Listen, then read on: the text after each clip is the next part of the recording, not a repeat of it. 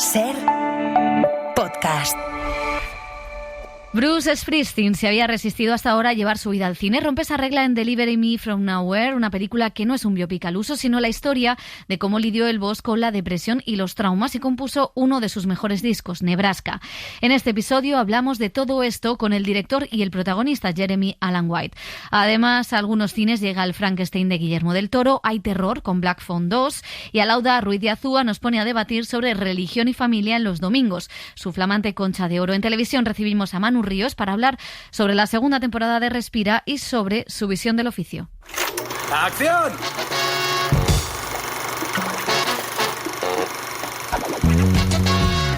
El cine en la Ser con Pepa Blanes.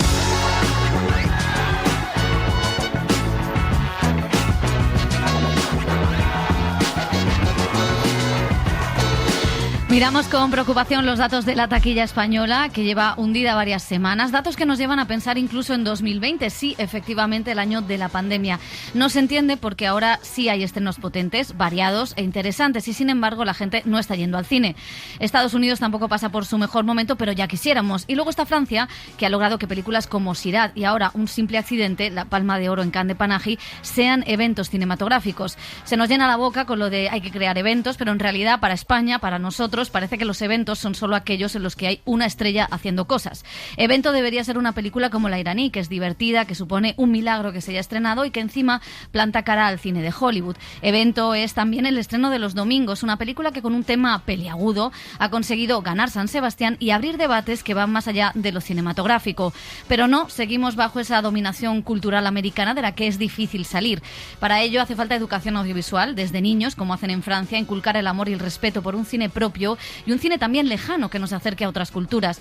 También es necesario desmitificar las películas americanas, algunos mero producto de marketing y nada más, otras con ideologías que pasan desapercibidas y otras demasiado sobrevaloradas. Muchas buenísimas también, hay que decirlo. El termómetro va a ser la Seminci, un festival que ha sido durante 70 años refugio y defensa del cine de autor. Ojalá tenga repercusión y ojalá que no solo nos centremos en las pelis anglosajonas.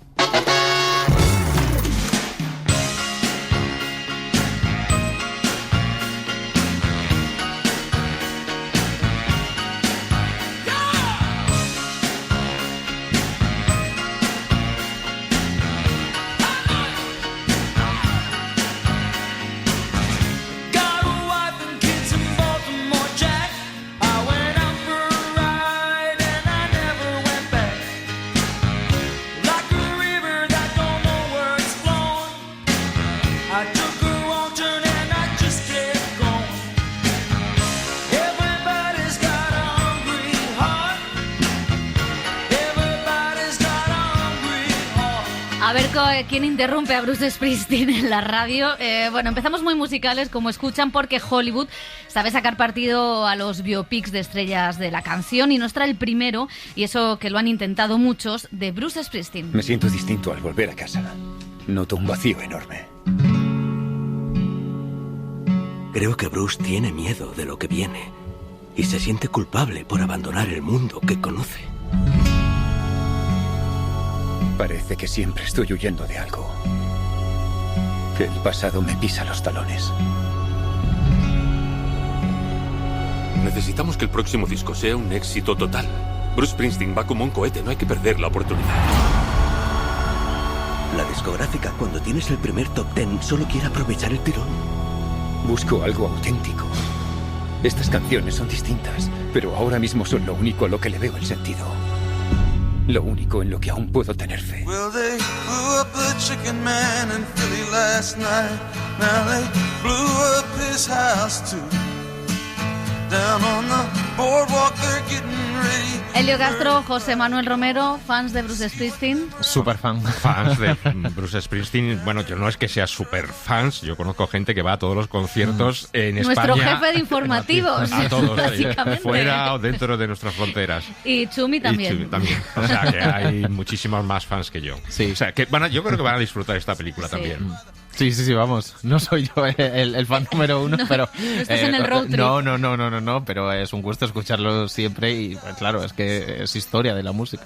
Joel Peña, a ti te pilla otra generación. A mí me pilla un poco lejos, pero lo he escuchado en casa, en la radio, y lo tengo ahí también como referente. Bueno, pues fans de Bruce Springsteen, este icono del sueño americano para bien, comprometido políticamente, con una energía desbordante, incluso ahora, que ya está mayor. El boss siempre dijo que no a cualquier director que quiso llevar su vida a la gran pantalla, pero sí que le dio el ok a Scott Cooper para contar un momento concreto de su vida, quizá de los menos álgidos y los más melancólicos, cuando sufrió una depresión componiendo Nebraska, un disco atípico en la carrera de este rockero. Well, I think it shows Bruce at his most vulnerable, at his lowest, as he said, his most painful journey.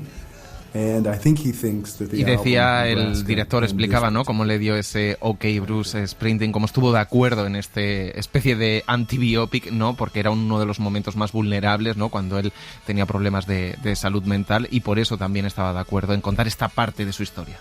Bueno, el director que vino a España daba los motivos por los que le había gustado este guión, Delivery Me From Nowhere, donde, como decimos, muestra a un hombre muy alicaído, que no le interesa tanto el éxito, con un trauma, con la relación con su padre, que sufría una enfermedad mental, y con una relación que no acaba de funcionar. Un biopic que rompe, digamos, ahora lo veremos, las normas del biopic y también, sobre todo, de lo heroico. Certainly think it will help people if they see the movie. In particular, men in America and possibly even Spain, who are suffering a loneliness epidemic, who are dealing... Y hablaba el director, ¿no?, de la conexión casi con el presente también de esta historia, con esa epidemia de soledad que dice ahí en muchos hombres en Estados Unidos, también posiblemente en España, y cómo conectaba hablar de la salud mental y demostrar la vulnerabilidad de una estrella, de un hombre en esos años que pidió ayuda psicológica, y cómo eso podía ayudar o quizá a la gente que vea la película. Y sobre la idea de mostrar otra masculinidad hablaba Jeremy Allen White, el actor de la serie The Bear, que se ha reapropiado de las canciones de Bruce Springsteen y también de su melancolía. I wouldn't say that Bruce is like representative of all men or masculinity in general. However, I admire so much about him as a man. I think because y decía el actor que no quiere decir, no, hombre, que Bruce Springsteen sea el representante de todos los hombres o de una masculinidad, pero que él lo admira mucho, y que en parte por ser capaz, ¿no?, de mostrar esa vulnerabilidad de la que también hablaba el director, y mostrarse de una forma abierta, donde es capaz de mostrar, ¿no?, los problemas que tuvo y cómo también se los contó a él, porque han tenido relación directa. La relación entre él y el manager, que dura hasta hoy, que también ha dado el ok a esta película y al que interpreta Jeremy Strong, es una de las cosas quizá más diferentes en la película, y ahonda también, como decimos, en la salud mental, un tema que al actor le interesaba bastante. Yeah, I mean, I think there's certainly been a shift in the culture towards mental health and seeking help of some kind. From, you know, the 1980s, and certainly in that environment that kind of... Decía el actor que ha habido indudablemente un cambio cultural a la hora de hablar de la salud mental desde los 80 y desde algo como Nueva Jersey, ¿no?, como habló Bruce Springsteen, y que espera, pues eso, como decía el director, que esta película también abra el camino a hablar, a buscar ayuda, a generar conversaciones con tu entorno y a pedir esa ayuda en momentos bajos donde realmente lo necesitas. Que además tiene un hilo conductor, esa depresión, esa melancolía o ese trauma con su personaje de The Bear, y con cierta melancolía que el propio actor despierta en este biopic de Bruce Springsteen. ¿Qué te ha parecido, Elio? A mí me ha gustado mucho. La película, la verdad es que muy bien, precisamente por lo que decías tú al principio, que rompe con lo que habíamos visto en otros biopics musicales, en los que nos mostraban el ascenso, las drogas, la fama, las drogas, la caída de las drogas, el alcohol, el renacimiento, el renacer, el cómo... Y aquí, en cambio, nos encontramos a un Bruce en éxito, pero que llega un momento en que intenta componer un álbum cantando lo que él siente en ese momento, ¿no? Entonces, a mí eso me parece lo más interesante. Una vez yo, hablando con una cantante, me dijo que no le gustaban nada los biopics musicales, y en cambio le interesaría mucho ver una película en donde se contara el proceso de creación de una canción. Pues aquí se ve el proceso de creación de un álbum, desde las cosas que le inspiran, cinematográficas y fuera del cine, desde sus traumas personales de su infancia, también de buscar el sonido concreto. A mí me gusta mucho la idea de la imperfección, de que sea un disco imperfecto, claro, y no con un sonido limpio, puro, del mejor estudio. Un poco como nosotros. Como nosotros, lo que hacemos. Perdón, Chumi. No es por ti, es por mí. Y luego también, que claro, ahí están los intereses comerciales de la discográfica que intenta sacar partido del mejor momento de Bruce Springsteen y que prevé o que quiere o que busca un disco muy comercial que rompa los récords y que ganen todos muchísimo dinero. Y como eso a Bruce no le interesa, a su manager le entiende, le apoya. Entonces me parece que es una película que quizá va a descolocar a los que vayan buscando la típica película musical de un gran estrella, un gran cantante, ¿no? Y en cambio yo creo que va a interesar mucho a los más musicólogos, ¿no? Puede interesar mucho más a los musicólogos. Y me parece que la actuación de Jeremy Allen White pues es maravillosa, a mí me parece, y que no canta muchísimo, pero canta un par de temas en donde parece que canta Bruce Springsteen, y luego pues yo creo que va a estar en las grandes listas de los nominados al año. Claro, tocan el Born in the USA, ¿no? Que es como el momento álgido de la película, porque no es una película donde haya momentos álgidos, sí. Es todo mucho más melancólico, mucho más, como dices, introspectivo. De hecho pasa mucho en esa casa maravillosa que alquila en Nueva Jersey para componer un disco, y se las ingenia bien el director para reflejar con imágenes uno, la depresión que está sufriendo, que luego también fue una enfermedad mental, porque claro, de ahí vienen todos los problemas, y después para mostrar cómo compone, cómo se inspira, cómo hace las cosas, que me parece muy interesante. Y a mí me gusta mucho la relación con el manager, que es una cosa que tampoco hemos visto en el cine ni en los biopics musicales. Una relación de amistad con mucho amor entre los dos, de un tipo que le entiende, que saca, evidentemente es una relación profesional, pero también es una relación de apoyo, de amistad, que entiende las necesidades de ese artista, que no le empuja hacia lo que debe ser el éxito, hacer más dinero. Y siempre que hemos visto un biopic musical hay alguien que se aprovecha de otro alguien, que seguramente pase más la otra parte que la parte positiva, pero contar una relación en positivo de dos hombres, ver llorar y emocionarse a dos hombres, cosa que también hemos visto en The Smashing Machine, ¿no? La estrella del rock y la estrella del boxeo, que son los dos estereotipos de la masculinidad mayor, emocionarse, mostrar su vulnerabilidad y sus sentimientos, me parece importante en esta deriva que está mostrando Hollywood. Sí que creo que me faltaría una cosa. Nebraska fue un disco cuyas canciones tenían un componente social y político muy fuerte, en el que retrataban pues el clima de pobreza o el clima de desigualdad, de desilusión del Estados Unidos de ese momento, y esa parte la evita para centrarse más en la introspección, que yo creo que también estaba en lo que él estaba sufriendo, ¿no? Quizá le añadiría eso, y me encanta saber que le birló Bruce Springsteen un guión o el título a Paul Schrader y que esa es la canción más famosa de Bruce Springsteen, Es robada. Sí, luego es una película bastante cinéfila, como dices, ese guión de Paul Schrader que iba a protagonizar, ¿no? Robert De Niro, la referencia a Malas Tierras de Terrence Malick, La Noche del Cazador, viéndola en 2 sesiones, antes y después, de niño y luego ya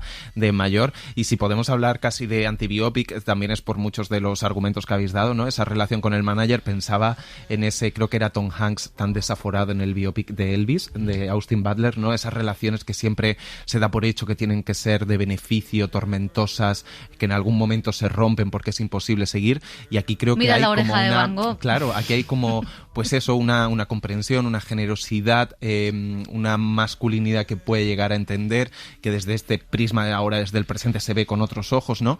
Pero hay ese respeto a la creación artística y a la vocación y al cambio de un artista, ¿no? Y no a la explotación por la explotación del artista. Es también interesante todas las condiciones que pone, ¿no? En Nebraska, de esa oscuridad que viene el disco, una oscuridad social, pero también personal, los traumas de la infancia, el padre, que es hija, no prensa, no mi foto, nada, ¿sabes? Es como un disco tan hecho de tripas, que tiene que sonar desde donde lo grabó, desde el dormitorio, ¿no? de su casa. Me gusta muchísimo eso.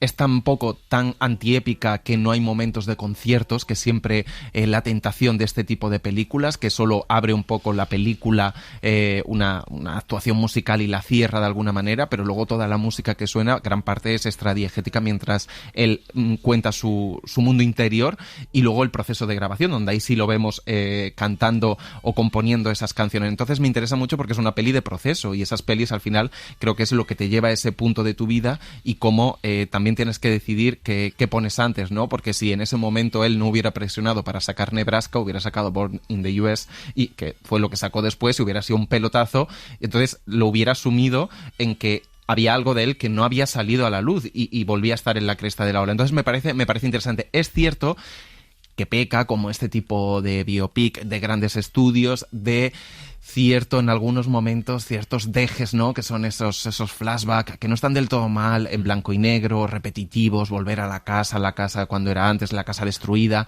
Ese momento en el psicólogo que quizá exigía más austeridad, con una música un poco lacrimógena cuando él se rompe. Son pequeñas decisiones que sí que podrías decir un poco de contención, que es lo que pide el propio personaje y lo que te está pidiendo la historia personal de Bruce Springsteen.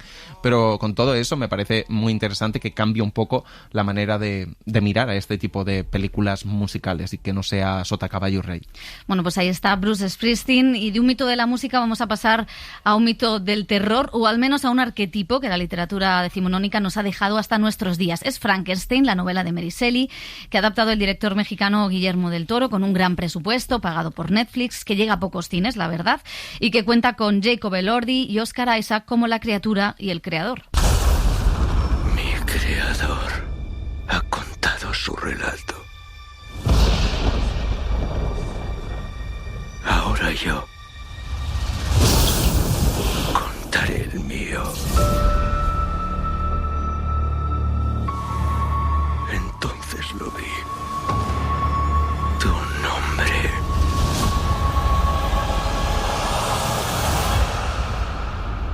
Víctor Frankenstein.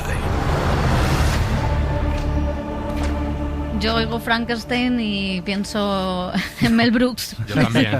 No puedo tomarme en serio ya nunca más al ¿Quieres monstruo. decir que has cogido el cerebro de un Frankenstein? Bueno, todo el cine del director mexicano, vamos a ponernos serios, está inspirado en esta novela, pero ahora es verdad que esta es la adaptación directa. Honestly, it's sort of a dream that was more than that. It's a religion. It was a religion for me since I was a kid. I was raised very Catholic. And, I never decía el director en Venecia que honestamente, más que un sueño, para él Frankenstein ha sido una religión desde que era niño. Me crié siendo muy católico y nunca entendí muy bien eso de los santos, pero cuando vi a Boris Karloff en la pantalla comprendí qué aspecto tenía un santo o un mesías. Llevo siguiendo a la criatura desde niño y siempre esperé pues hacer esta película en las condiciones adecuadas como la he hecho ahora. Bueno, pues el mexicano insistía en que, como un niño, como decíamos, educado en ese catolicismo, pues que como usa las parábolas y que toda parábola habla del presente. En este caso, lo que nos dice la película es que hay que buscar la humanidad y lo que nos une frente a los que señalan al diferente.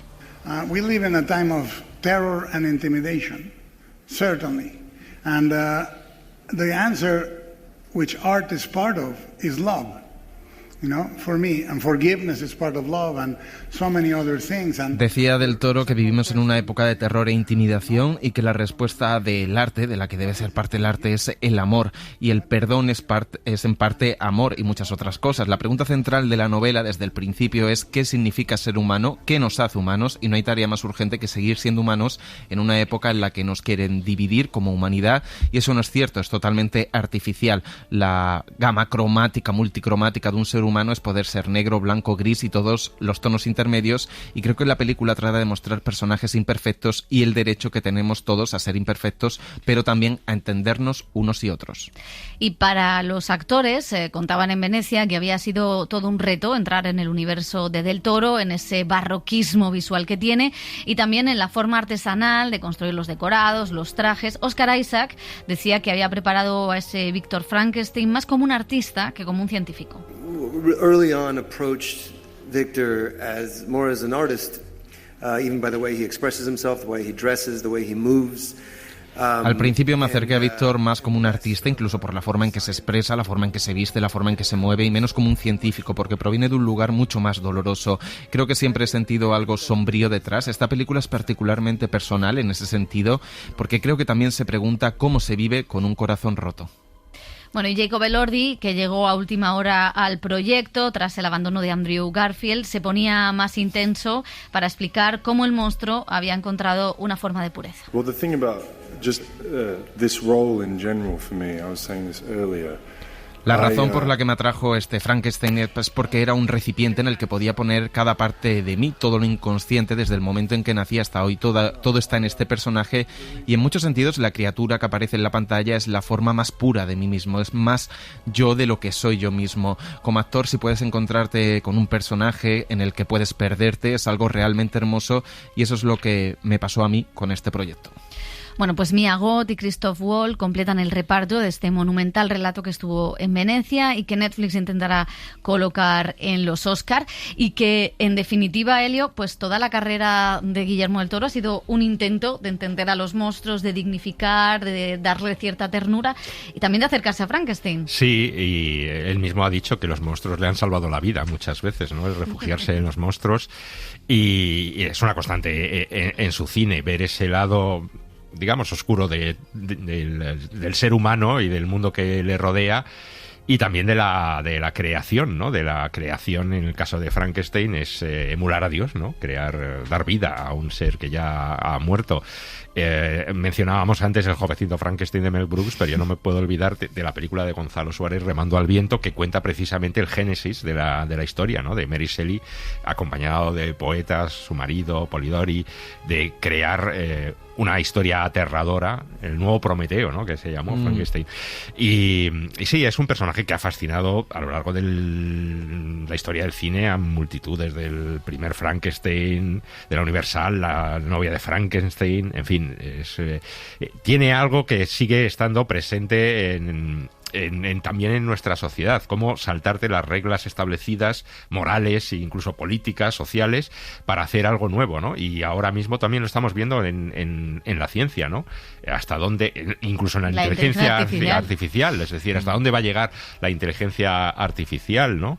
¿Eso va a dar otro paso en el conocimiento del ser humano o va a ser un lastre, ¿no? ¿Cómo nos debemos acercar a estos eventos científicos, se puede decir, ¿no? O sea, que a mí me parece que es normal que Guillermo del Toro, no sé si para culminar toda su relación con los monstruos, haya elegido Frankenstein, o es un paso más, ¿no? Bueno, él decía que nunca lo había podido hacer porque no había tenido los medios para hacer la película que tenía en mente, ¿no? Y es cierto que tiene todo su imaginario visual, el rojo, el blanco, los colores con los que él ha trabajado, y que aquí tienen esa simbología también, una simbología cristiana, como decía, ¿no? De alguien que ha sido educado en la religión católica, aunque ya no crea, pero esa educación católica está ahí, de una escritora que no era católica, o sea, que tienen esta dualidad. Y a mí me parece muy, muy interesante lo que hace, una película bella, entretenida, monumental. Quizá Oscar Isaac es la X que le pongo a la película porque está demasiado excesivo.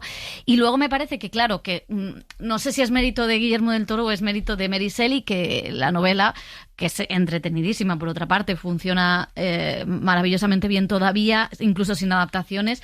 Es una novela que está hablando, bueno, de los grandes dilemas filosóficos, ¿no? ¿Qué hace al hombre? ¿Qué hace? ¿Qué es lo que nos convierte en monstruos? ¿Qué es lo que nos hace humanos? ¿Cómo se trata el diferente? Y un poco como los miedos de una época, era la época de la revolución industrial, las máquinas iban a llegar a destruir el trabajo, era una situación distinta, pero de alguna manera esa incertidumbre es la incertidumbre de la hora. Entonces yo creo que no es baladí que llegue esta película en este momento, pero que también haya surgido una nueva adaptación, una nueva traducción en ARPA, nuevas novelas ilustradas sobre Frankenstein, que el mito siga ahí, ¿no? Porque al final el odio al diferente o cómo tratamos al diferente genera consecuencias, y ese diferente actúa de una manera violenta, ¿no? El monstruo no es malo per se, pero el monstruo se convierte en malo, ¿no? Que es muy rusoniano esa filosofía. Todas esas reflexiones están con momentos de humor, con momentos más trágicos, más dramáticos, más tiernos. A mí la verdad que me resulta bastante fascinante esta película. Sí, nos preguntábamos en Venecia si necesitábamos una nueva versión de Frankenstein y contestábamos que posiblemente no, pero una de Guillermo del Toro y decíamos probablemente sí, porque hay tanto amor en esta película, es una mirada tan personal y donde puede rastrear tanto al autor detrás de esta adaptación. No es en absoluto hacer un remake por el remake ni una adaptación por la adaptación absolutamente impersonal, sino creo que está toda la autoría y todos los demonios, tormentos y preocupaciones de Guillermo del Toro y su amor por los monstruos y las criaturas. Y luego hay varias decisiones interesantes, además de todo ese aparataje, como decíamos, del barroquismo visual que domina las películas de Del Toro, pero me gusta en estos tiempos que hablabais de inteligencia artificial, de efectos digitales, esa artesanía que recorre toda la película en el vestuario, en los decorados, en los trajes, es apabullante como busca esta grandiosidad para contar esa historia. Luego Frankenstein, ¿no? Siempre se había contado desde varios puntos de vista, pero aquí indudablemente hay una predilección del autor por contar el punto de vista del monstruo, ¿no?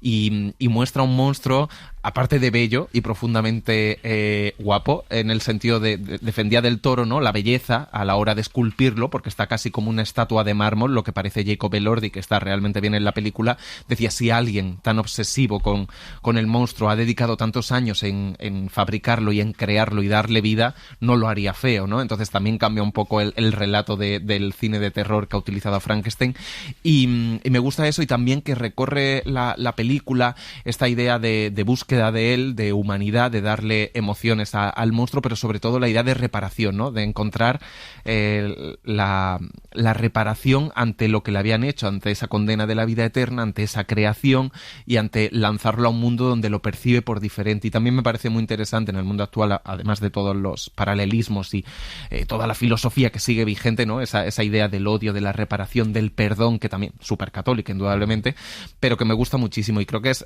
una película de la que yo no esperaba nada, ni a favor ni en contra, y que creo que es una película fantástica y que tiene todo el sentido que Guillermo del Toro haya hecho esta carta de amor a un monstruo tan importante en su filmografía.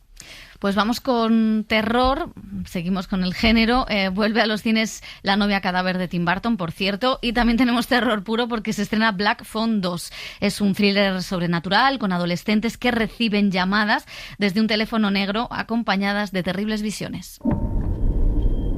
¿Has oído hablar del captor? Yo lo maté. Lo que vivió en aquel sótano le cambió. Joel Peña. ¿Qué Pepa tal? Blanes. Así manteniendo la tensión, ¿no? Claro. Le teníamos que llamar por un teléfono negro. ¿De qué color es el teléfono?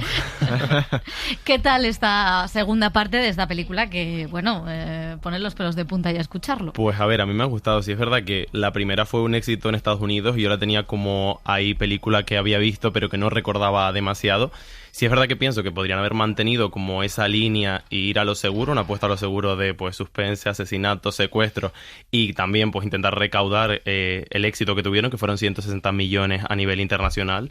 Pero han cambiado totalmente la trama, sigue teniendo esos mismos protagonistas, esos niños, sigue teniendo al raptor, a Ethan Hawke, pero ya están pues más creciditos, ha habido un salto temporal y entonces ya no se centra tanto en esa trama, en esa línea de guión de pues contar cómo lo secuestra o también pues ese intento de salir de ese sótano que lo hablaba antes con Elio, sino también lo que hace pues ya es mostrar sus cicatrices emocionales, sus miedos, y creo que esto hace un poquito que se pierda como el horror, porque nos vamos a un campamento cristiano que a mí pues me ha evocado a La brújula de La llamada, no lo he podido evitar cuando la veía, pero sí es verdad que en este campamento empiezan pues a suceder una especie de sucesos paranormales. Este raptor, ¿no?, se convierte en un ente sobrenatural y vemos cómo estos niños con aires de también Stranger Things pues intentan quitarle su poder y volver un poco a la normalidad, ¿no? Creo que se va a los inicios de la peli porque, sin desvelar mucho, vemos cómo van persiguiendo los primeros pasos del raptor, que está guay conocer más a ese personaje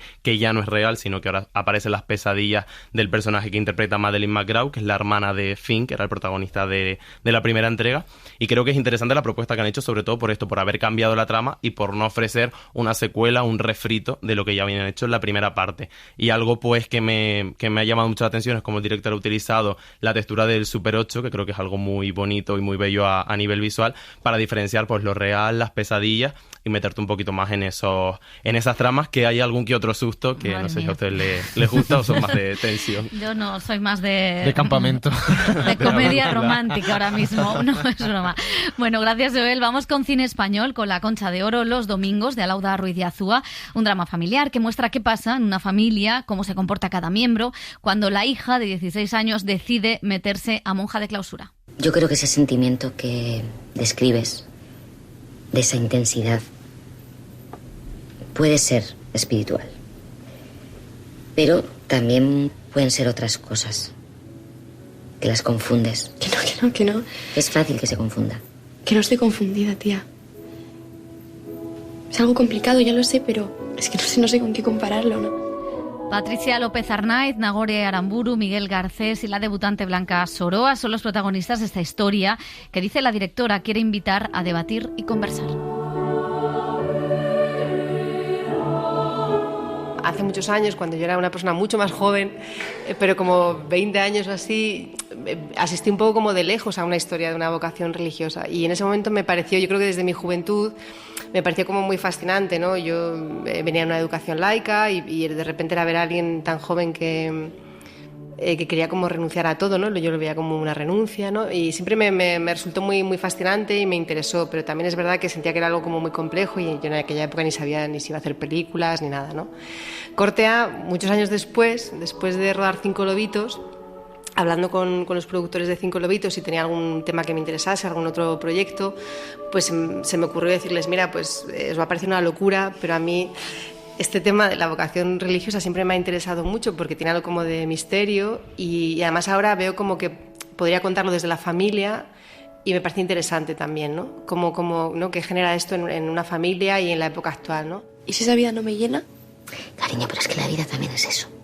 Nadie está feliz todo el rato, ni se siente pleno a todas horas. La familia me interesaba como ángulo porque, claro, es algo como que debería ser un refugio, pero a veces no lo es. Y también siento como ponemos mucho empeño en mantener las familias como institución, les damos muchísimo valor y no son siempre ese sitio cálido que te recogen y que te apoyan y que te guían, ¿no? Y entonces era muy, muy interesante porque ellas de alguna manera también se está yendo a otra, bueno, incluso en su propio lenguaje cuando hablan de esto son sus hermanas, otra vida, otra familia, ¿no? Entonces era interesante explorarlo desde aquí, ¿no? Porque yo en el convento es que no me siento así, no me siento mal. Yo en el convento estoy muy feliz. Y por eso quiero volver y quiero pasar tiempo con ellas. Para mí era interesante que todos los puntos de vista se sintieran muy, muy, muy fuertes en su argumentario intelectual y emocional y que fuera riguroso también con la realidad religiosa que yo había investigado, ¿no? Y creo que de ahí viene esa tensión y esa tensión para mí es una invitación para el espectador para que él juzgue. Quiero decir, pero los momentos que están elegidos en la película no son casuales, tanto los momentos familiares como los momentos de proceso de discernimiento religioso. Yo creo que son momentos que siempre hay algo tenso o incómodo o al menos algo que te puedes preguntar ¿cómo juzgo yo esto? ¿No? O sea, ¿por qué estoy teniendo estas sensaciones encontradas respecto a esto? ¿No? Bueno, que la tolerancia real y genuina es muy difícil. Todos seguramente nos creemos muy tolerantes, ¿no? Pero siempre nos creemos tolerantes con lo de que cada uno haga lo que quiera en su casa, ¿no? Luego cuando pasa en tu casa, de repente ya la tolerancia por lo menos se toca un poco, ya se ve un poco tocada, ¿no? Y tampoco sé si hay que tolerarlo todo, que esa es la otra gran pregunta que yo creo que está en la película. Pero si no vas a tolerar todo, creo que sí que tienes que entender muy bien por qué no lo vas a hacer, ¿no? Todo el mundo va a llegar con una mochila a la película, con la mochila de su educación, de lo que crea, ¿no? En un tema así. Eso yo creo que lo hemos sabido siempre, ¿no? Pero bueno, yo creo que puede dar pie a una conversación más profunda sobre muchas cosas. Te habrá sentado mal, pero es bueno lo que le ha pasado con ese chico. Si tú lo dices. Pero claro, si tú le hablas así de fuerte, lógicamente no se va a volver a atrever a verlo. Maite, follando en mi casa, diciendo que quieres ser monja y llamando mentirosa a Estíbaliz. ¿Tú cómo coño quieres que le hable? Se siente fatal, Iñaki, no hace falta que le aprietes. Bueno, Tú sigues prestando la atención. Igual ese es el problema, demasiada atención. También para mí ha sido un poco es un aprendizaje, ¿no? Porque empieza siempre desde un sitio como más intuitivo, pero yo ya en querer me di cuenta, ¿no? Que me siento mucho más como más cómoda, más fuerte, más creativa cuando de repente estoy en un terreno en el que tengo más preguntas que respuestas. O sea, esto ya lo veo clarísimo, ¿no? Entonces hay algo un poco de seguir ese conejo blanco, ¿sabes? De decir, esto no lo tengo tan claro, pues es interesante. Porque también, si no lo tengo yo claro, seguramente mucha más gente no lo tenga claro, ¿no? Y luego creo que también me interesan esos debates, no solo el debate como intelectual o ético, que también, ¿no? Casi siempre tengo la sensación que empieza a haber un tipo de dilema ético o intelectual, pero cómo se mezcla con lo afectivo, ¿no? Que es donde me parece que el cine empieza como a no solo plantearte un dilema intelectual, sino a darte una sensación de vida, ¿sabes? Que en la vida, pues por eso son difíciles estas cuestiones, porque se mezclan con lo afectivo, con lo educacional, con el momento que estés pasando, ¿no? O sea, que es más difícil de navegar, ¿no? Bueno, creo que todos necesitamos creer en algo y sí, creo que hay algo espiritual que desconocemos. Espiritualidades hay muchas, pero Dios solo hay uno. Eso es así.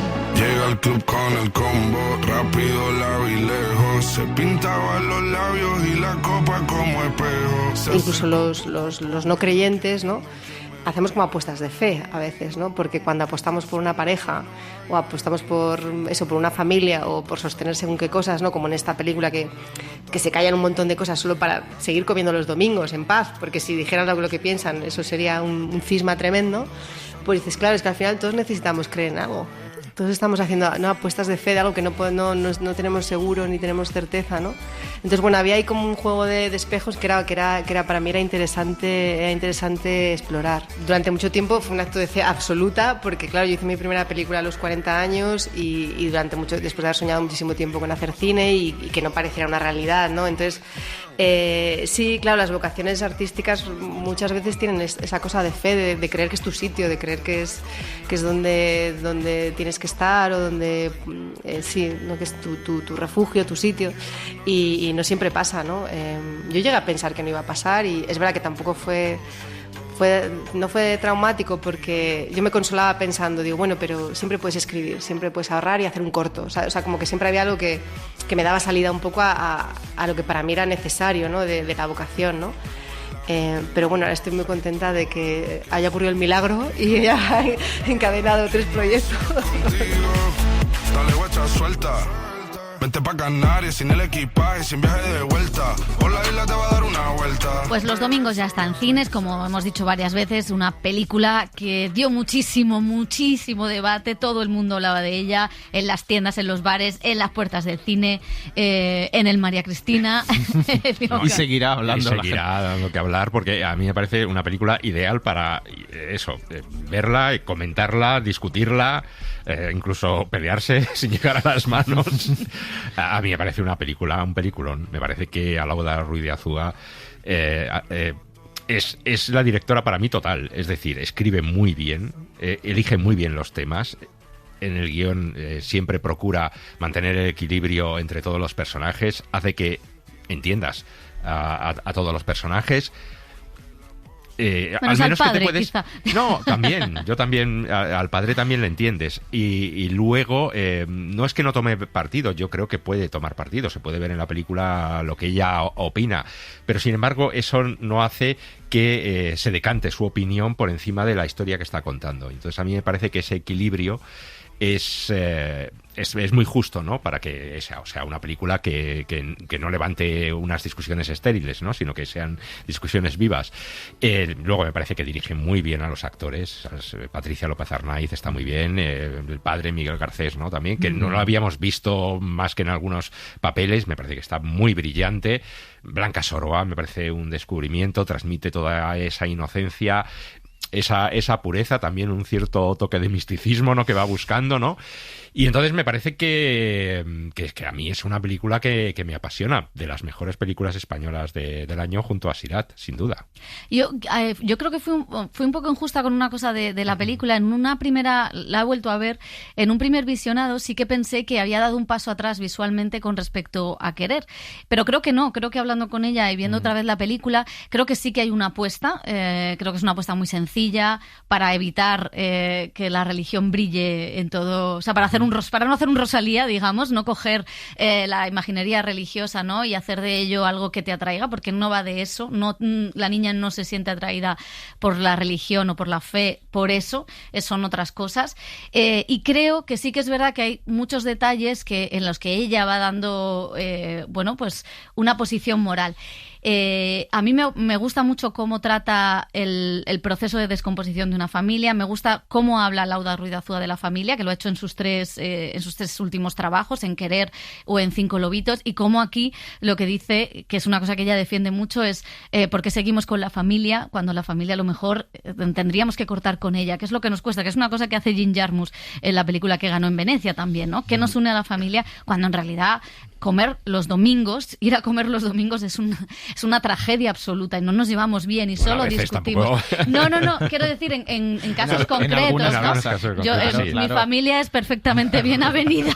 Claro, pero sí que es cierto que, claro, hay veces que la familia es un nido de problemas, ¿no? Y entonces, en ese sentido, ¿qué es lo que nos hace no poder decir determinadas cosas para mantener esa comida de los domingos, ¿no? Sí. Y me parece eso muy interesante. Y luego, en cuanto a la fe, en cómo lleva la fe, en cómo la decisión de que sea una niña menor, de que sea una niña con un trauma, vulnerable, que no ha cerrado un duelo, donde durante años en un colegio le llevan diciendo que existen esta posibilidad de entrar en un convento de clausura, que la decisión de entrar en un convento de clausura pueda ser o no libre, que es lo que plantea la película, es libre la niña tomando esa decisión, pero una vez dentro ya no es libre, ¿no? Son como muchos contrastes en la película que creo que más allá del primer debate de blanquea o no blanquea, que creo que es injusto hacia la película, creo que hay muchísimas cosas más. Sí que le pongo un pero, que creo que lo que ella piensa es el personaje de Patricia, por eso acaba la película con Patricia López Arnaiz, la mirada de la directora. Tampoco es un personaje fácil, no es un personaje fácil, ni sencillo, y de hecho, y muchas veces te cae, puede ver bien, y otras veces, no digo que la odies, pero dices, pero que miserable y despreciable. Pero bueno, eso también pone a prueba nuestra mirada, cuando una mujer se expresa con esa vehemencia, ¿no? Y sí, claro, porque también, el privilegio de quién puede perder los papeles. Claro, quiero decir, claro que los pierde, pero ¿quién puede perder los papeles? Sí. A mí hay una cosa que también me gusta mucho de la película, es ese equilibrio y cómo refleja lo materialista, lo miserables que somos ante el materialismo, ante las cosas económicas, ante los pisos, ante las herencias, ante las tal, y luego esa espiritualidad que puede ser pura, puede ser también falsa, puede ser soñada, pero que también está ahí, ¿no? Y entonces ese contraste entre la búsqueda de alguien que busca la espiritualidad, por así decirlo, pura, o una salida espiritual, a otros que buscan una salida única y exclusivamente material, ¿no? O de comodidad también. Claro, la cosa que con esto es que, y esto sí que es cierto, nosotros no somos un país neutral, donde todo vale, religión sí, religión no, nadie está diciendo que la niña no tenga fe. El problema es que venimos de un sitio donde esa institución ha hecho verdaderas barbaridades, ¿no? Entonces, cuando una sobrina tuya se mete en una institución, pues claro, hay cosas que tú no entiendes. Yo lo que le diría es cómo te metes en una institución que ha robado niños y que ha violado a otros tantos.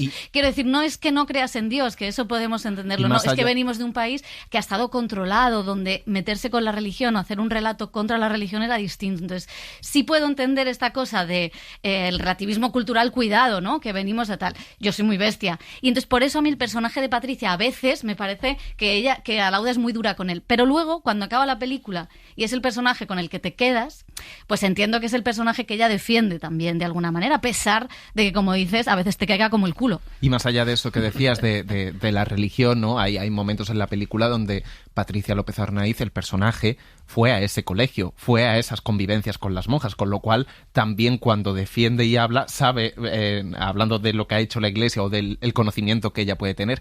Yo creo que es una película súper interesante, que es de una precisión y de un guión, porque al final es un tira y afloja, un peso contrapeso en el guión en el que a esa chica la están tirando de un lado, de otro, mientras ella está como mirando fascinada o enamorada, como se dice en la película, que siente esa devoción. Hay muchos elementos interesantes, sobre todo también en la puesta en escena, como decía Pepa, ¿no? Una manera de sentarse, esa división, la manera horizontal de la cámara, que nadie está por encima de nadie, siempre durante toda la película, hasta que la monja se sienta en las escaleras por encima de ella, en un momento en el que le pide explicaciones a la niña. Me parece que todos esos detalles van sumando a la película. Indudablemente, no es que vayas con un personaje o con otro, que por la mochila que lleves, como decía Lauda, puedes ir con uno o con otro, yo tengo claro con quién voy, pero sí que es verdad que hay un intercambio dialéctico y una inteligencia del guión donde tú vas posicionándote y vas viendo esta familia, qué le pasa aquí, qué pasa aquí, por qué esta tira de un lado, tira de otro, y a mí eso me parece súper interesante porque también forma parte de un juego de esa autopsia familiar que es lo que es la película, ¿no? Y cómo paras esto o cómo lo propicias. Diciendo el padre en un momento incluso, ¿es gratis? O sea, preguntando esa, yo creo que, o sea, ese es gratis, me parece, claro. La frase de villano, o sea, si tenemos que no es cuestión de buscar villanos en esta película, como decíamos, pero es asombroso, ¿no? Y creo que es una película súper inteligente, súper bien rodada, luego una dirección de actores que están increíbles y van a estar todos en los Goya, me han puesto lo que sea porque es que están muy bien, realmente bien, y que tienen la capacidad de ponerte a debatir y a cuestionarte y reflexionar no solo sobre la religión, ¿no? Sino sobre las dinámicas familiares, que es lo que utiliza la religión, es el fondo para hablar de estos temas. Entonces me parece que es increíble lo que ha hecho, ¿no? Y en tan poco tiempo, porque es que rodaron a principios de año y que sea una película tan medida y tan sumamente eficiente y eficaz en la historia que cuenta, cómo lo cuenta, y creo que es sobresaliente. Pues los domingos que va a estar en los Goya, apúntenla. Los domingos que está desde el viernes. Y si se tienen que ir de la comida familiar, váyanse, no pasa nada. Estoy yo rompiendo familias, Pepa Blanes. Bueno, vamos a continuar porque llega a los cines también Decorado, película de animación de Alberto Vázquez que ha pasado por Sitges, comedia negra con toques fantásticos sobre un ratón de mediana edad atrapado en una crisis existencial que se enfrenta a la paranoia después de la sospechosa muerte de su amigo. Buenos días, cariño. Buenos días, amor mío.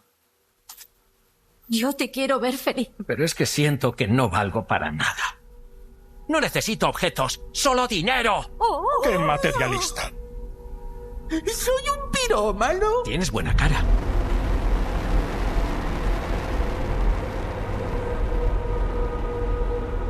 Yo, claro, he crecido leyendo Don Mickeys, que eran unos cómics que había ahí como de Disney y tal, del Pato Donald, de Mickey Mouse, siempre he sido como un niño Disney, ¿no?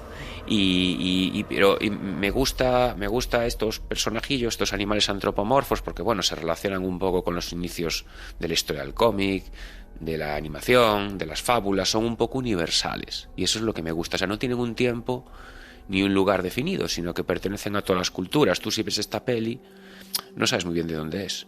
No sabes si es española, francesa, americana o japonesa. Tiene ese punto que la entienden en cualquier país. Estos personajes se entienden. Entonces es bonito y también funciona como contraste entre forma y contenido, ¿no? Lo que parece que va a ser una película infantil, pero claro, hablas de temáticas actuales.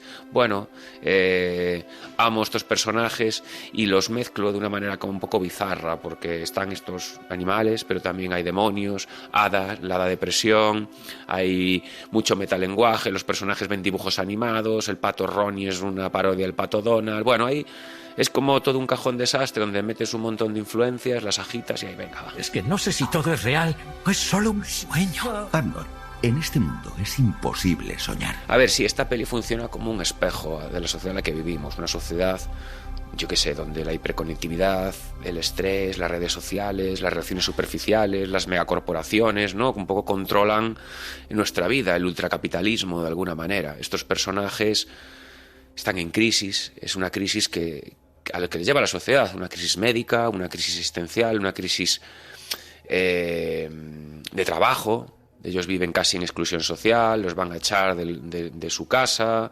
Bueno, tienen una relación, uno no tiene trabajo, está en paro, la otra tiene una relación muy tortuosa con su curro. Bueno, es un espejo de la sociedad, y me parece que desde la animación o desde la fantasía puedes llegar a hablar de la realidad de una manera bastante poética y bastante diferente. Y para mí la animación es un medio para contar historias.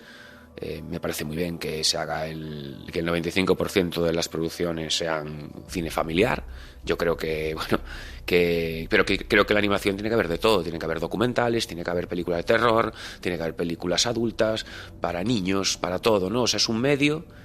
y como medio tiene que madurar y tiene que crecer y tiene que haber todo tipo de propuestas. Así lo veo yo. ¿Nunca os habéis preguntado qué hay más allá? Otro lugar, otra manera de vivir. ¡Yo quiero ser libre! Bueno, estoy bastante inquieto con la sociedad actual, ¿no? Lo que tú estás hablando es un poco el fin de la realidad, que es lo que está ocurriendo con la IA, ¿no? Con el inicio de la IA, ¿no? Es decir, ya no vamos a saber qué es real y qué no.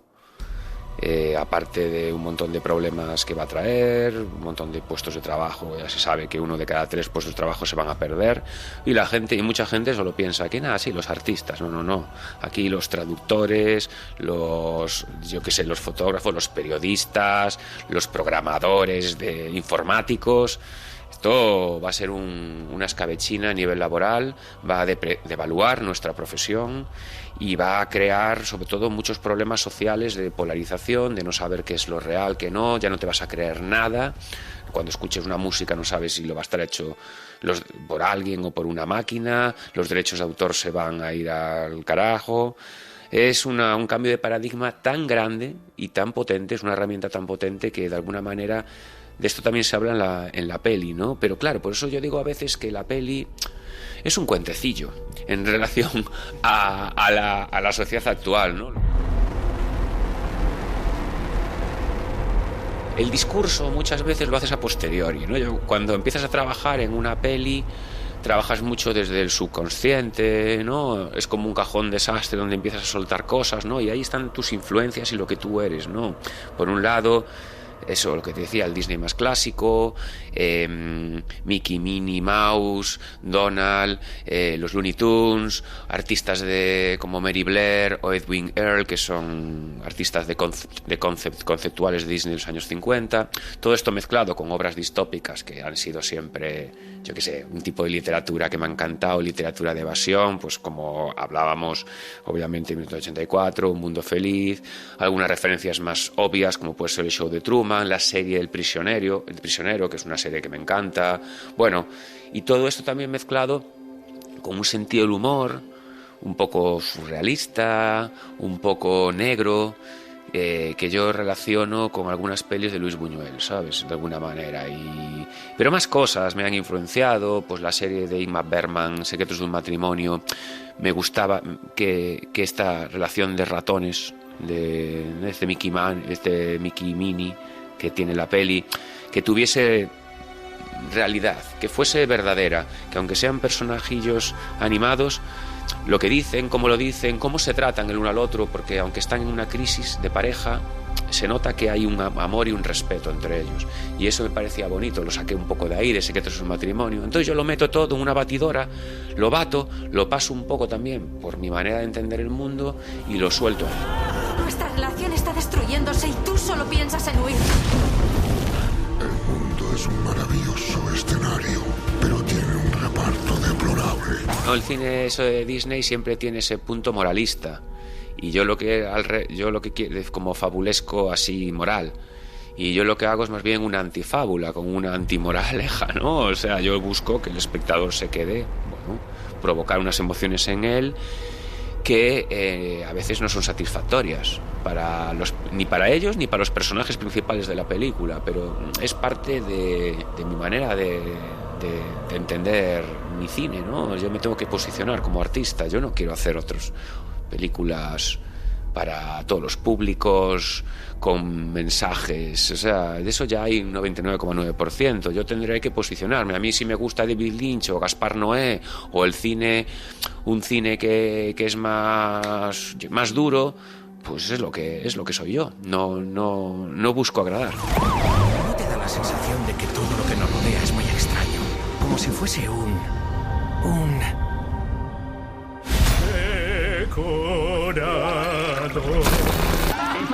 de Alma TV.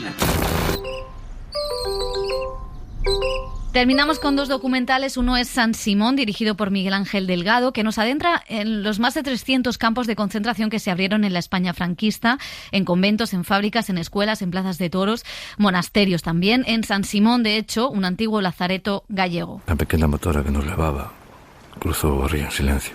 O medo torturábanos a todos. Ábrelo. El otro documental es Constelación Portabella, de Claudio Zulián, y aborda la figura del cineasta y productor Pere Portabella, autor de películas como Vampire Quadecook, Informe General, que han sido referentes de un cine alternativo en nuestro país, pero es que además produjo Viridiana o El Cochecito, y fue una de las figuras, o ha sido y sigue siendo, más comprometidas contra la dictadura. In un appartamento di Madrid, il regista Pedro Portabella dirige il suo primo film, Notturno 29.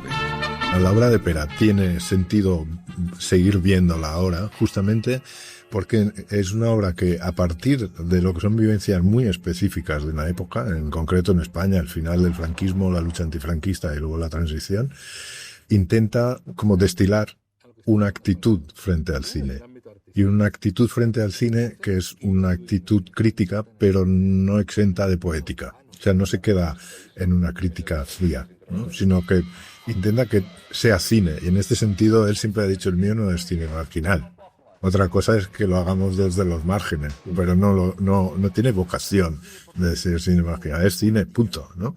Y yo creo que esa actitud es justamente la que asegura que tenga sentido verlo ahora. Yo no quería hacer una geografía, ni una película nostálgica, ni siquiera una cosa excesivamente histórica en el sentido de vamos a pensar aquello, tal, sino una película para las generaciones de ahora, y en concreto además las más jóvenes. Y el piropo más bonito que me han echado en esta película ha sido, hostia, dice, es una película que cuando sales tienes ganas de hacer cine.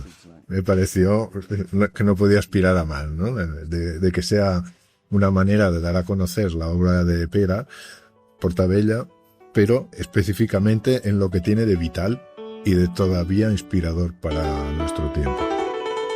El cine en la SER con Pepa Blanes. Las series. We wait for a starting gun to race against the setting sun. 'Cause time.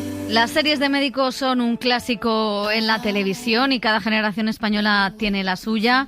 Nosotros éramos de Maca en Hospital Central, Dani Garrán. ¿Qué tal? Yo era muy de Alicia Borrachero, que su personaje en Hospital Central era lo más. Yo un poco House. Vilches, ¿te acuerdas de Vilches? Buah, lo más. Bueno, es verdad que los tiempos han cambiado, ahora todo está privatizado, por eso Respira es la serie de médicos del momento.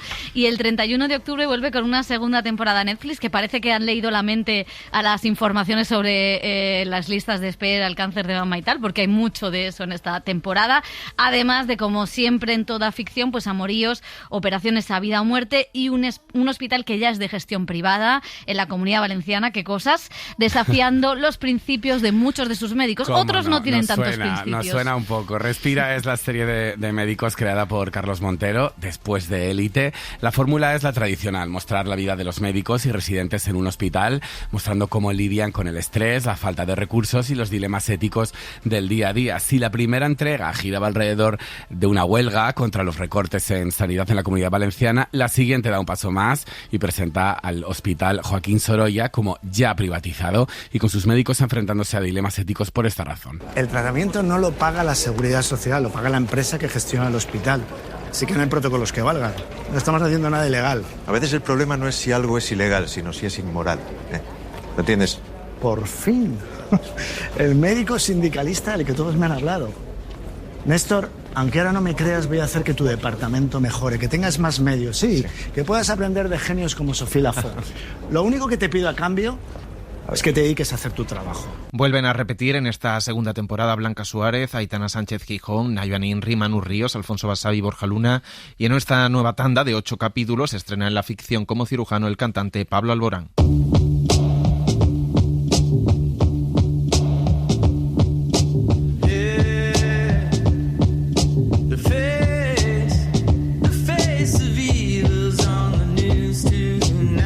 Estamos encantados de recibir en el cine en la SER a Manu Ríos. ¿Qué tal? ¿Cómo estás? Muy bien. ¿Es la primera vez que venías? Primera vez, sí.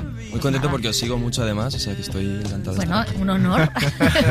Bueno, Manu es uno de los protagonistas de Respira, la serie de Netflix que estrena segunda temporada. Vuelves a ponerte la bata de médico. ¿Qué te atrajo de este personaje? Vamos a empezar por ahí, para decir, venga, me meto de lleno en esta serie que nos lleva por todos los lados de un hospital. Sí. de las cosas que más me atrajo yo creo que era lo diferente que es de mi realidad, ¿no? De mi día a día, que yo creo que es... No operas a gente. No opero a gente, por suerte no paso mucho tiempo en un hospital, entonces ya partiendo de esa base siempre llama mucho la atención como actor hacer algo tan distinto. Da un poco de respeto al principio porque es un tema muy delicado y muy sensible, pero luego también viendo el cast que iba a formar parte del proyecto, cuando leí los guiones los devoré, como que todo era el momento perfecto yo creo para involucrarme en un proyecto así. Y luego a los actores siempre os preguntamos la documentación, cómo has preparado el proyecto, pero en este caso es casi práctica, a pie de campo.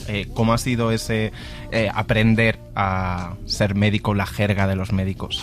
Aprender entre comillas, porque esto es como en el instituto, lo aprendes y nos gusta saber lo que estamos haciendo, pero luego es verdad que son términos tan complicados, pasan unas semanas y ya se nos olvida. Pero fue muy interesante, estuvimos en la primera temporada, pero también en la segunda, reuniéndonos con asesores médicos. En esta segunda temporada hay muchas operaciones, yo creo que he hecho 7, entonces, y cada una diferente. Entonces estaban asesores médicos en ensayos, pero también en set, como guiándonos un poco paso a paso, ¿no? Y luego aprendemos pues el ABC, como los puntos principales de... puntos de sutura o incluso cómo cómo tienes el cuerpo en una operación, ¿sabes? Pero sí, siempre aprendiendo. Luego también hay que tener en cuenta que es ficción y que son estas operaciones que hacemos en un minuto, son operaciones que en la vida real son muy largas. Entonces también hay ciertos permisos que te puedes igual permitir un poco, ¿no? Tu personaje tiene muchos frentes abiertos en esta temporada, en todos los planos, en el familiar, en el personal, en el laboral, y también tiene que lidiar con un dilema ético, ¿no? Porque, bueno, si seguir las reglas o saltárselas para beneficiar a alguien cercano, son estos conflictos dramáticos también los que te gustan a la hora de involucrarte en un papel. Justo, también. Yo creo que de la primera temporada a la segunda hay una evolución muy clara, porque creo que mi personaje, Biel, representa un poco la inocencia, ¿no? En este hospital, que en esta segunda temporada vemos cómo se corrompe por intereses económicos o políticos, y él es un médico por pura vocación, muy idealista, y vemos ese conflicto de cómo puedes mantener tu ética en un sistema que está tan deteriorado, ¿no? Y la pérdida de la inocencia, le vemos en situaciones usar la sangre fría, como que esto ha sido muy interesante de ver, esta evolución en el personaje, pero aún así se mantiene muy, muy fiel a sus ideas y muy humano, ¿no? En un sentido. Sí. ¿Y tú te identificas con eso? Porque tú eres joven, entiendo que también, bueno, ya llevas tiempo en la industria del cine, pero también has entrado en una industria que no voy a decir que sea corrupta, por favor, ¿no? Pero sí que es una industria donde hay de todo, pasan muchas cosas, donde a veces el frenesí también te puede llevar detrás. Sí. No sé si tú has vivido algo similar al personaje, no que tengas que cometer dilemas morales, que entiendo perfectamente que no. la pregunta. Sí, en cierto sentido sí, es cómo te mantienes enfocado en realmente lo importante de esta profesión, ¿no? Que es, para mí como actor, es contar historias interesantes, aprender todo lo posible, mantenerme curioso, ¿no? Como crecer como actor, claro. Aprender en una industria donde a veces puede ser demasiado estimulante, ¿no? O puedes tener situaciones donde puede haber mucho ruido que a lo mejor es innecesario, entonces recolocar eso, sobre todo empezando de joven, es un camino que por suerte el empezar tan joven acompañado de mi familia y el poco a poco y el paso a paso creo que también te va preparando para luego cuando llegas a una situación donde hay más estímulos, pues sabes un poco navegarlo. Pero bueno, es enfocándote en lo importante de la profesión y luego manteniendo un círculo de amigos o teniendo a mi familia cerca. También vengo de un pueblo pequeño donde he crecido con muchísima tranquilidad. Y volviendo un poco a las raíces también como que me calma, me serena, ¿no? Ir a ver a mis padres y ver que allí todo sigue prácticamente igual. Como que les da igual, respira, los datos... Les da un poco igual las estadísticas y qué se hace viral y qué funciona más, ¿no? Como que están a otras cosas, que yo creo que es necesario volver ahí. Sí. Y te ayuda también, mencionabas antes el reparto de la serie, ¿no? Que es increíble, pues alguien como Aitana Sánchez Gijón, que viene de ganar el Goya de Honor y es como referente casi vital y social para todos. Compartir con ella tomas, escenario, aprender. ¿Eres de los que mira mucho a los compañeros ahora y aprendes? Muchísimo. De hecho, una de las cosas por las que estaba más nervioso de empezar este proyecto era el cast. Voy a tener que rodar con Aitana Sánchez Gijón, con Nayua, con Blanca, pero aprendes tanto de cómo estar en set, de no tomarte tan en serio, ¿no? De ser profesional. Realmente yo creo que en esta profesión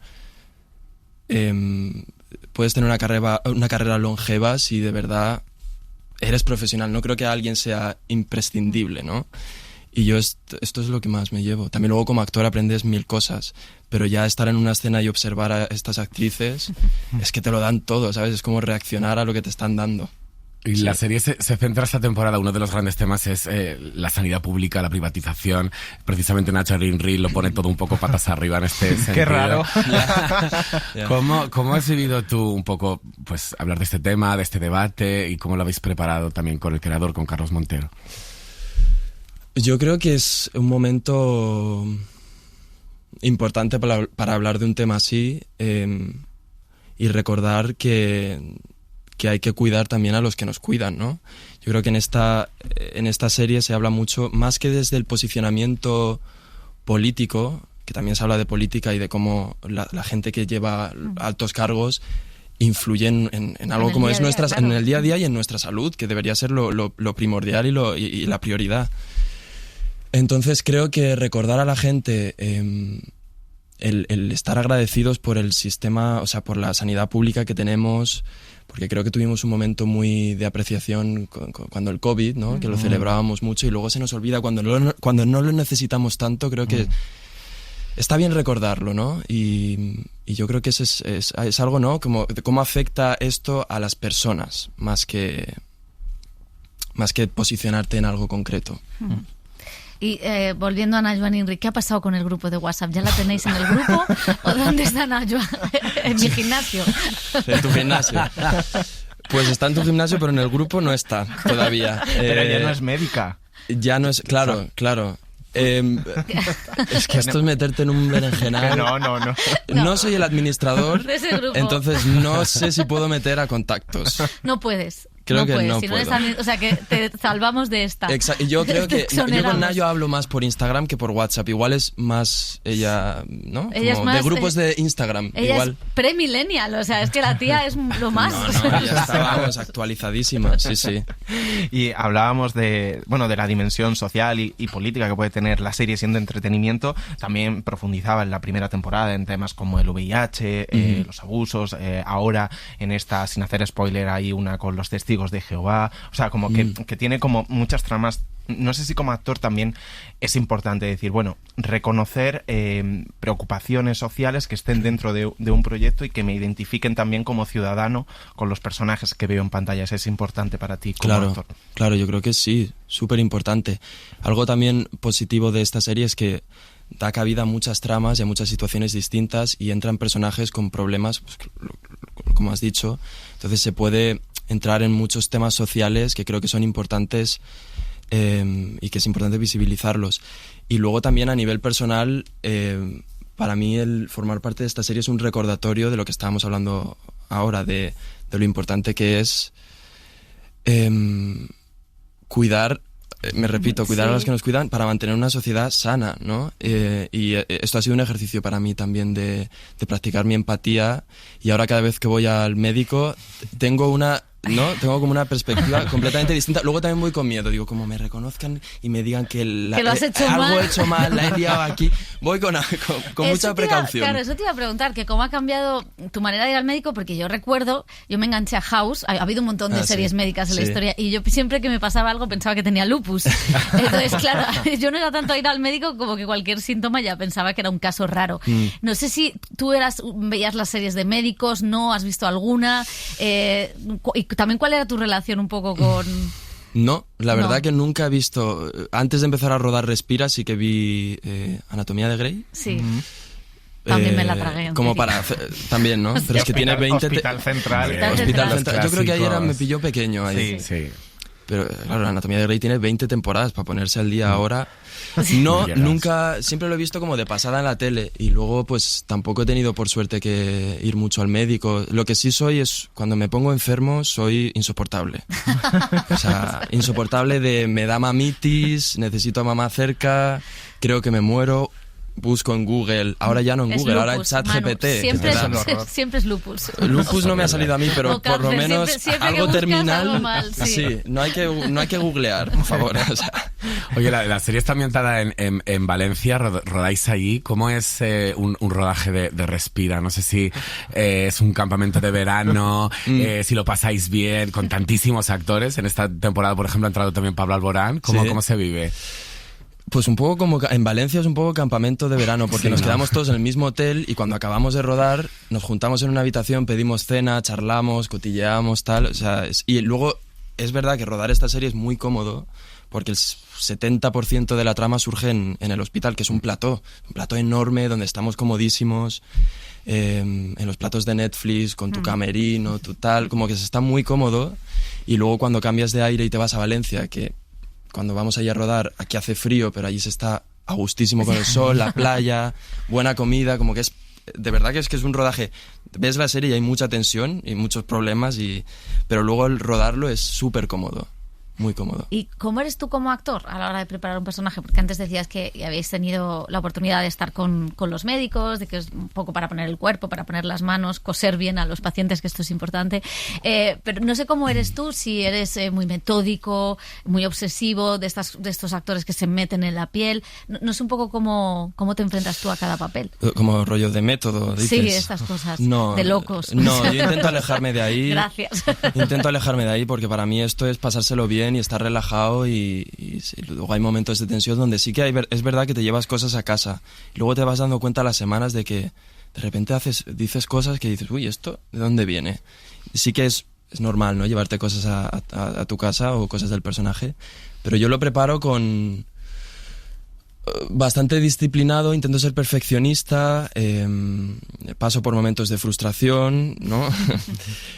Pero desde el disfrute y luego también apoyándome mucho en el equipo, que yo creo que es importante traer tus propias ideas y tu propia visión del personaje, porque al final eres tú quien lo está preparando y quien lo conoce, pero también dejarte asesorar por los directores, por el equipo, ¿no? Contagiarte de esa energía y luego a la hora de estar en set y que den la acción, tener todo ese trabajo previo, como te he dicho, el lenguaje, el cuerpo, el arco del personaje, pero luego también dejarte llevar y estar presente en el momento y lo que aparece. Y tú que empezaste tan joven en YouTube y en televisión, ¿no? También como cantante, has hecho danza, actuación, modelo. No sé si todavía te preguntas, bueno, estoy buscando mi camino, ¿lo has encontrado? ¿O vives con esa duda, que esa duda bien gestionada también es enriquecedora y positiva, estar en esa búsqueda? Yo creo que estar en la búsqueda siempre está bien. Y lo que he dicho, como mantenerme curioso y ir aprendiendo, también vas creando tu propio criterio, tu propio estilo, qué te gusta, qué no te gusta, con qué conectas más. Y yo creo que eso lo hace la experiencia, el recorrido y la madurez. Cuando empecé es que tenía 9 años. Y claro, con 9 años pues yo sabía que me gustaba cantar, bailar y actuar, pero no tienes ni idea de cómo funciona la industria, la profesión, ni... Entonces mantenerte siempre curioso y abierto a aprender y a empaparte de cosas y yo creo que ahora estoy en un momento donde tengo mucho más claro qué quiero hacer como actor, qué no quiero hacer, sobre todo qué no quieres hacer, ¿no? Lo que quieres hacer tengo los frentes un poco abiertos y dejarme fluir y disfrutar y hasta, no sé, que me sorprenda la vida un poco. ¿Y te sorprendió la vida cuando te llama Pedro Almodóvar? Sí. O sea, que sois manchegos. Eso lo he manifestado, estoy seguro que lo he manifestado porque es de mi pueblo. Claro, es que... Y es un pueblo de La Mancha, un pueblo relativamente pequeño y siempre he crecido viendo el cine de Almodóvar, completamente fascinado, inspirado y no, es como la vida de repente te junta con un director que es de tu misma tierra, que es una inspiración tan grande y aunque fuese un papel muy pequeñito, pues ya sí coincido con Pedro, el tener conversaciones con él, hablamos del pueblo, ¿no? de su tía iba a la peluquería de mi madre. Bueno, sí, aún sigo como... No sé, son las sorpresas que te da la vida que son tan bonitas. Y ese Cannes, porque ese Cannes fue muy guay. El cortometraje, que era además la primera vez que hablaba, que hacía algo en inglés, sí. Un western, que era como, ojo a ver qué me dicen los americanos, en esa alfombra roja de Cannes, que siempre es tan emocionante por cómo lo hacen los franceses. No sé qué recuerdos tienes de ese momento. Muy nervioso, claro. Nunca había estado en Cannes, y estar en Cannes con Pedro Almodóvar y con ese cast, pero muy bien acompañado. El deseo, o sea, la productora de Pedro es como una familia pequeñita. Cuando estás en set te das cuenta de que llevan años trabajando juntos y o sea, te hacen sentir parte de la familia. Y luego fuimos todo el cast, que nos llevábamos genial, pero sí que es verdad que es una alfombra como interminable. No lo sé, lo tengo un poco como... nublado el recuerdo, pero fue divertido, fue muy divertido, fue increíble, sí. Sí. Tu primer gran papel fue en Élite, y siempre que hablamos con los actores y las actrices que habéis participado en esa serie les preguntamos, ¿no? ¿Cómo te cambió este trabajo? Porque bueno, fue una serie que te lanzó al estrellato, a la popularidad, la exposición. No sé si qué aprendiste, si fue todo positivo, también hubo cosas negativas. Hombre, hay muchas cosas positivas, pero también había cosas que te vienen de golpe, ¿no? Y que colocarlas lleva su tiempo, sobre todo cuando eres tan joven. Que sigo siéndolo, pero... ya, es que... pero es verdad que de los 20 a los 27 que tengo casi ya... Vete del estudio. No estoy intentando aquí dar la charla de me siento... No, pero es verdad que, joder, hay una diferencia muy grande. Entonces, colocar de repente esa exposición y tantos ojos puestos en ti, y a la vez que tú estás también madurando y creciendo y descubriendo quién tú eres, y con tantas opiniones. Y luego Élite es una serie que también es una serie que fue polémica, entonces te enfrentas de repente a... Era curioso como que la gente habla de ti desde el personaje, parece que te conocen desde ahí, pero tú eres muy distinto a lo que has hecho. Entonces es un poco... Es confuso al principio, pero el tener a mis amigos de siempre y a la familia que te recuerda que esto también es algo efímero, ¿no? Como que hay muchos picos en esta profesión. De repente puedes tener un momento donde parece que todos los ojos están puestos en ti, que no es verdad tampoco, como que no hay que tomarse nada tan en serio. Pero luego todo se calma, todo baja. Pero es un proceso, tiene muchas cosas positivas, te llevas amigos, aprendes un montón, pero luego, no sé, no creo que estemos preparados para... No. Es que es heavy, ¿eh? ¿No? Como de golpe. Pero bueno, me quedo con lo positivo, que es mucho también. Y entre esas cosas positivas, es verdad que al salir de clase lo fue para una generación de actores y Élite para otra, fue una cantera. De ahí salieron los actores de una generación que empezaron a hacer de todo, pues cine comercial, cine de autor, pero salieron de una serie, en aquel caso era diaria, en televisión, en prime time, en este caso ya es una plataforma, pero también en 190 países, o sea, cada uno tenía ya lo suyo. Claro, ahora... Sí que tienes, decías, más por lo que me guste que me sorprendan. Tienes un montón de proyectos interesantes en los que te vamos a ver próximamente, que también vienen de ese trabajo, de haberte visto en ese trabajo. Claro, exacto. Y uno de ellos es con Johnny Depp y Penélope. Eres su hijo. Soy el hijo de Penélope Cruz. Ostras. Wow. En la ficción. ¿Te imaginas? Y en la realidad. En la realidad. Sí, exactamente. O sea, y también te prepara, ¿no? Te prepara...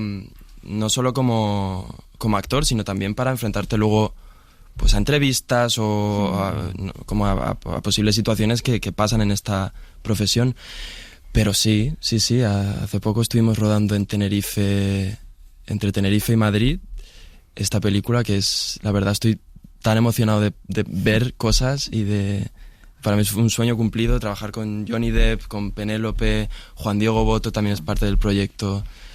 Con mi amigo Aarón. Juan Diego Botto no será tu padre. Sí.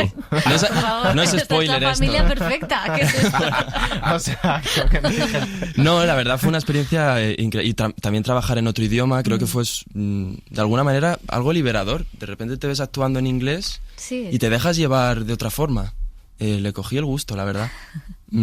A ver qué sale de ahí. Pero... Y hablabas del aprendizaje en estos 7 años o 8 años en la industria. Nos contaba también el actor Harris Dickinson que ha dirigido ahora su primera peli, ¿no? Y hacía una reflexión interesante sobre que a veces la industria, como que esto que dicen los ingleses, te pone en una caja, ¿no? Como que te etiqueta o no te ve para ciertos proyectos o para otros sí o solo para un tipo de cine. ¿Cómo llevas tú esto? No sé si cuesta que salirse de una etiqueta que te ponga alguien que no eres tú, o sea, y que no te visualicen en otros proyectos, o cómo lo gestionas tú esto. Sí, totalmente. O sea, partiendo de la base de que este trabajo ya empiezas por hacer un casting donde llegas a un sitio y tienes que ponerte delante de gente que no te está juzgando, tienes que recordarte de no es nada personal, es que están buscando cierto perfil. Y sí que a veces que sientes como, joder, ojalá la gente... Ay, no sé si se puede decir. Sí, se puede decir. No sé si la gente... O sea, ojalá la gente me vea como algo más que la idea que puedan tener de mí. Pero sí que aprendes luego a que no tienes tampoco que demostrar nada a nadie, más que... Yo prefiero demostrarme a mí mismo que tengo muchas otras virtudes, aparte de la idea que puedan tener de mí. Y que nos pasa a todos, independientemente del físico, de tu altura, de dónde seas, como que siempre hay un hándicap con esto, ¿no? Y también yo creo que esto es una carrera de largo camino, que el tiempo hablará y que es ir metiendo el pie en diferentes proyectos, haciendo tú otros personajes, ganando confianza también en ti mismo. Bueno, siendo paciente, yo creo que no se puede querer todo. Hay muchas carreras que admiro, pero que sé que aún me queda un recorrido por hacer. Y es positivo, ¿no? Paciencia, que muchas veces no se tiene, pero... Buen consejo. Sí, me lo tengo que aplicar yo también, ¿eh? Sí, todos. Y en todo este recorrido que dices que tienes que hacer y que has hecho ya, ¿qué referentes tenías cuando empezaste en esta carrera tan joven y cómo han ido evolucionando y han cambiado? Tenía muchos referentes musicales, porque yo empecé haciendo musicales y música. Era algo que desde muy, muy pequeño quería hacer e hice. Muchos referentes musicales. Siempre me ha atraído mucho a la gente que está en el foco y desaparece, que hay un cierto misterio alrededor de ellos. ¿Quién decía esto que vi otro día? Decía Rosalía algo que dijo Björk, que era que para que una semilla crezca tiene que estar oculta en ciertos momentos. Eso admiro mucho de los artistas, como que tengan tiempo de soledad, de trabajar en el craft y luego explotar. Y luego, bueno, sí, yo creo que es muy necesario. Siempre me han atraído esos tipos de artistas, pero ha ido evolucionando, claro. O sea, las referencias que tenía de pequeño en el pueblo eran mucho menos mayores que las que tengo ahora cuando vas viajando y vas conociendo. Pero siempre me ha traído mucho esta idea. Es curioso. Y escribe José que estabas viendo, porque esto lo ha puesto José, estoy seguro, que estabas viendo El Ángel Exterminador el otro día. Sí, podemos hablar de esta película. Podemos hablar de Buñuel. Increíble. No, es que, o sea, como seguimos en redes y tal, pues de vez en cuando pones, pues digo, pues entiendo que está o viéndola por primera vez o recuperando o descubriendo o algo, que es algo que también yo hago muchísimas veces. Sí. De, este director no he visto esta peli, me la voy a poner, y lo flipo, pelis de hace 50 años, y si te gusta hacer estas cosas. Sí. Era la primera vez que la veía y me gusta mucho, soy un poco nostálgico con las pelis y la música, como que me gusta, también estoy al día de lo que está pasando, pero me gusta volver a lo de antes y tengo mucha nostalgia con eso. Increíble esta película, o sea, modernísima, un humor negro como un... No sé, es que Buñuel me encanta. Y sí, me gusta compartir de vez en cuando. O sea, que eres muy cinéfilo. Estoy hacia... Sí. Qué guay. No sé si cinéfilo, pero me da mucha curiosidad. Y me gusta ver de todo. De repente cine japonés, que es increíble. Sí, estar tanto al día de lo de ahora como de lo que a veces pensamos que somos muy modernos, pero Pero vino Buñuel antes. Pero vino Buñuel antes, ¿no? Sí. Ya lo decía Belén Cuesta en esa película, no somos tan modernos. No somos tan modernos, yo creo que antes eran incluso más modernos que ahora. Y hablabas de Rosalía, con la que creo que has coincidido en París en los desfiles. ¿Cómo llevas esta parte? Porque cuando vemos las fotos o los vídeos, ¿no?, que te hemos sentado al lado de gente, vamos, tochísima, estrellas, ¿eso lo disfrutas? ¿Estás en modo trabajo o no sé si te permites disfrutar en esos momentos o cómo has ido aprendiendo a estar en esos momentos? ¿Qué es estar? Ya, siempre hay algo como del síndrome del impostor y un poco de a ver, no sé, o sea, yo más que centrarme en es un trabajo, me gusta, si tengo a alguien sentado, el otro día cuando coincidí con Rosalía en este desfile, al lado estaba FK Twigs, que es una cantante que me encanta, y empecé a hablar con ella y tuvimos una conversación súper interesante y se me olvidó dónde estaba, si tenía que hacerme esta foto, tal y cual. Intento estar ahí ahora, como no tomármelo tan en serio y de verdad ir a disfrutar de la moda, que también es algo que me gusta, y estar menos en la percepción que se pueda tener o en las fotos, o que luego siempre toca hacerlo. Pero prefiero quedarme con conversaciones que a lo mejor me aporten algo o conocer a gente que admiro y que en esas situaciones puedo hacerlo y puedo tener una conversación. Como para mí eso es mucho más estimulante, ¿no? Pero sí, nunca te haces del todo. Es un poco abrumador, diría. Sí. Oye, pues Manu Ríos, ha sido un placer tenerte en el Cine en la SER. A la siguiente, para hablar de ser el hijo de Penélope Cruz, ya vendrás a contarnos. Pues ojalá, claro, los volveremos. tres, la familia entera. Claro. Muchísimas gracias. Gracias, un placer.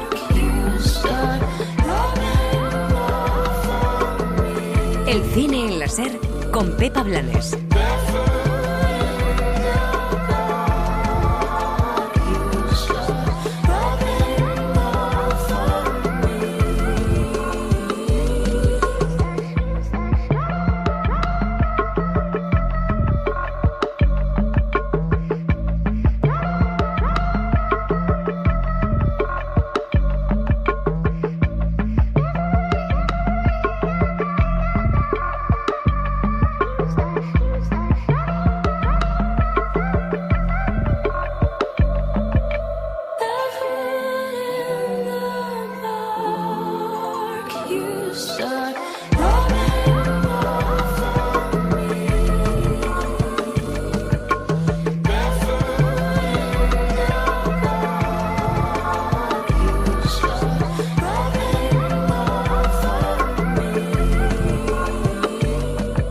Para no perderte ningún episodio, síguenos en la aplicación o la web de la SER, Podium Podcast o tu plataforma de audio favorita.